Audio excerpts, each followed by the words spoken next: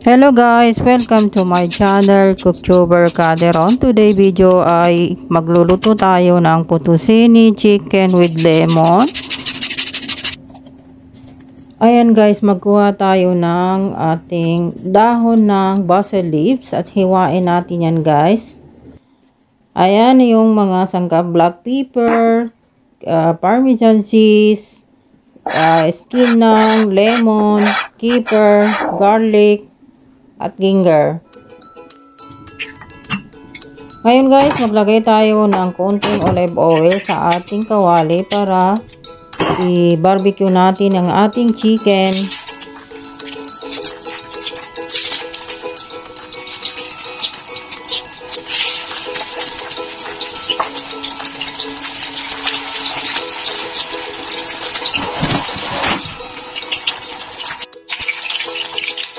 Ayan guys, yung ating chicken, babalik ka rin na natin dahil luto na yung kabila.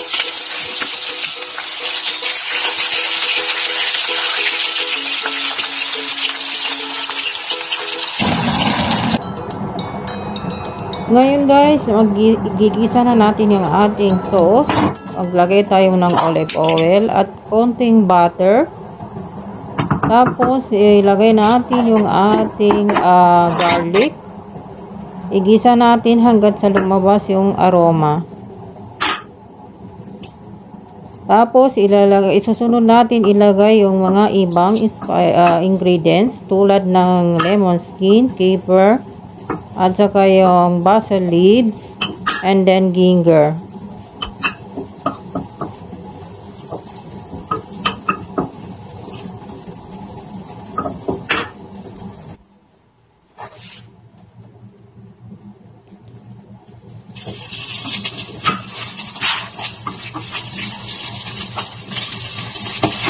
Ayan guys, ilalagay na natin ang ating mga ingredients. Maglalagay tayo ngayon ng lemon juice. Tapos ang ating parmesan cheese. Pagtapos natin maglagay, haluin natin guys.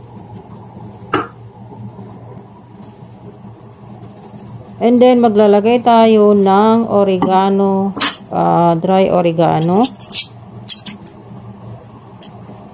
Tapos guys, ilalagay na natin ang ating chicken barbecue sa ating sauce. Guys, yung tubig ng macaroni na pinaglagaan ninyo ay huwag niyo tapon. Reserve kayo ng isang baso para ilagay natin sa ating may sauce para madagdagan yun ng ating sauce. Ayan guys, tapos na natin maglagay ang ating chicken sa ating may sauce, ay hayaan natin siyang lutuin ulit. Tatakpan natin yung kaldero, lulutuin natin siya ng 10 to 15 minutes. Ayan guys, yung ating chicken with lemon sauce. Ito ang fettuccine macaroni. Ayan guys, nilagay na natin ang ating macaroni. Fettuccine macaroni. Tapos, sasanayin natin siya guys.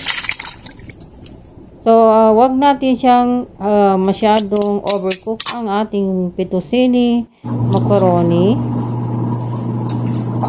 Dahil hindi siya maganda guys. Pagkatapos natin salain guys, ay ihalo natin yung sa ating may sauce. And then, haluin natin ng maayos.